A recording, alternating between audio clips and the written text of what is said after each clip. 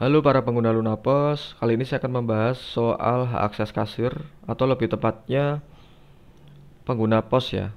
Karena tidak semua pengguna pos itu adalah kasir ya, perannya bisa jadi dia hanya sebagai waiters. Oke. Ini adalah tampilan di POS-nya, di Android-nya. Nah, untuk setupnya bukan di sini ya, tapi di Luna Web Service atau aplikasi Luna berbasis web yang berfungsi sebagai back office. Kita switch ke tampilan back office-nya. Ya, untuk setupnya kita masuk ke menu master, kemudian outlet, klik nama outletnya, kemudian masuk ke pengaturan pos, kemudian masuk ke pengguna. Nah, di sini saya sudah membuat beberapa contoh pengguna POS. Kita akan bahas satu persatu ya, sekalian kita cek di POS ya pengaplikasiannya seperti apa. Untuk IoT ini eh, dia tidak bisa memproses pembayaran dan tidak bisa mengubah atau menghapus item dalam order. Nah, sebelum kita tes, saya mau jelaskan singkat nih. Kalau masih bingung definisi dari masing-masing permission ini atau akses ini, bisa di hover ke icon tanda tanya. Ini akan ada hint ya. Ini namanya hint, kita bisa tahu keterangan lanjutannya, oke. Nah, kita contohin yang IoT ini ya, tidak bisa memproses pembayaran sama mengubah atau menghapus item dalam order. Kita switch ke tampilan POS-nya. Ya, coba IoT, masukkan PIN-nya. Kita coba dia untuk transaksi. Nah, maka tombol bayarnya hilang ya kan? Atau gray out ya. Dia menjadi abu-abu, tidak aktif karena di sini dia tidak bisa memproses pembayaran. Oke, sampai sini paham ya? Kemudian yang kedua mengubah atau menghapus item dalam order ya. Ini contohnya kita switch lagi ke POS ya. Ini berlaku apabila ada open bill ya, ketika dia disimpan. Misalnya saya buat nama aja ya.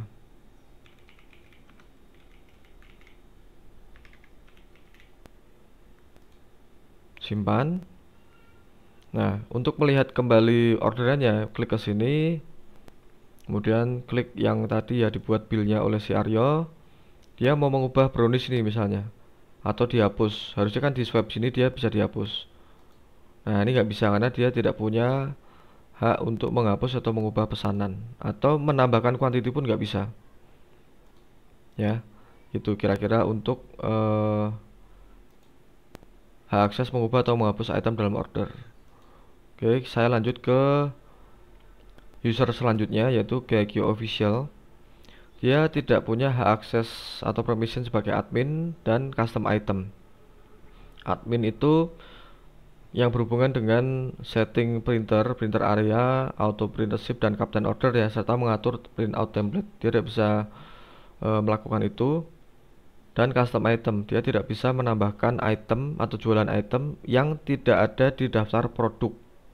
Oke, kita langsung aja tes. Kita switch ke user GQ ya. Caranya klik ganti user, pilih GQ official.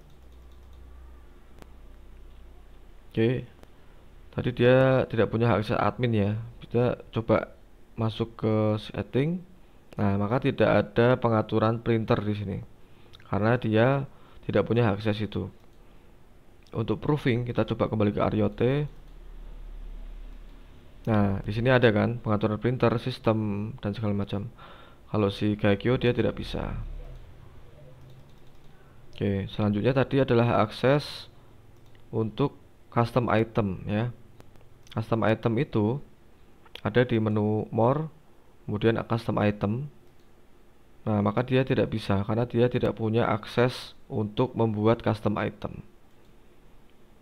Oke, kembali lagi ke halaman pengguna POS ini di back office. Lanjut ke pengguna selanjutnya yaitu Indra B. Dia tidak bisa melihat transaksi dan tidak bisa memberikan diskon. Ya, kita tes kembali ke halaman POS ya. Ini masih GQ ya. Tadi dia tidak bisa melihat transaksi harusnya kalau untuk si Indra B ya. Nah, di sini si GQ kan bisa nih. Misalnya dari awal bulan ya bisa kan. Kita switch nih misalnya ke Indra B.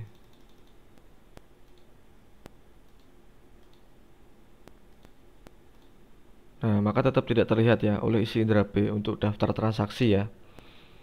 Kemudian satunya tadi aksesnya adalah memberikan diskon. Oke, kita tes saja nih. Anggaplah ada transaksi. Kemudian untuk menambahkan diskon itu ada di menu more, kemudian diskon. Ini dihidupkan. Nah, dia tidak bisa kan karena tidak punya akses. Nah, sampai sini semoga bisa diikuti ya. Kemudian kita lanjut ke hak akses lainnya di user yang ini ya, Lucia Maggie ya. Atau Jimmy nih, Jimmy punya semua. Oke, si Lucia Maggie dia tidak bisa membatalkan order, mengakses laporan di pos dan cetak bill. Kita kembali ke halaman POS ya. Apa tadi lupa saya. Dia tidak bisa membatalkan order ya. Order tadi di sini, sorry, kalau mau membatalkan order, ini masih indera B ya. Kita cek ke si Jimmy dulu nih. Dia bisa masuk ke order. Lihat transaksi aktif ya misalnya. Sorry. Nah, dia mau membatalkan ini ya. Nah, ini Jimmy bisa nih. Coba kita switch ke Lucia Maggie ya. Dia mau membatalkan order misalnya yang ini ya.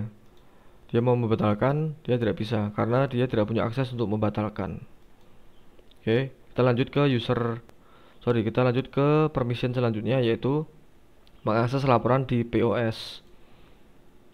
Mengakses laporan di POS artinya di sini kan ada menu report harusnya ya. Contoh ini saya pakai user yang Jimmy nih. Nah, di sini ada menu laporan. Ketika saya switch ke Lucia Maggie, nah dia tidak punya akses laporan di sini. Oke, yang terakhir tadi adalah